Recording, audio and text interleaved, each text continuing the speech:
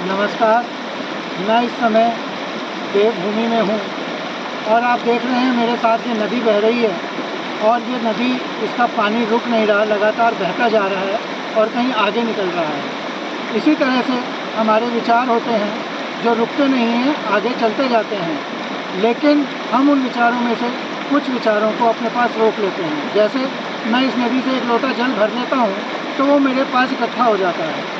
उसी तरह से विचार हमारे पास इकट्ठे हो जाते हैं क्योंकि हम उन्हें रोक लेते हैं, हम उन विचारों पे कुछ सोचना शुरू कर देते हैं। उसी तरह से इस जल को अगर हम अपने पास सहेज लेते हैं तो वो सड़ना शुरू हो जाता है और फिर बीमारी का कारण बनता है। उसी प्रकार वो विचार जो हैं, जो हमने सहेज लिए हैं, जो हमने रोक लिए हैं, वो विचार कहीं अवचेतन में बैठ जाते हैं और हमें बार बार बाहर आकर, ऊपर आकर परेशान करते हैं और फिर हम कभी अवसाद में चले जाते हैं या कभी किसी और विषाद में चले जाते हैं। तो जिस प्रकार ये जल बह रहा है और बहते बहते अपनी परिणति को प्राप्त होता है, उसी प्रकार हम अपने विचारों को भी बहने दें, उनमें उलझे नहीं, उन्हें रोके नहीं, उन विचारों पर विचार ना करें, तो फिर हमारा मन इस जल की तरह साफ रहेगा जिसमें कोई विचार नहीं होंगे।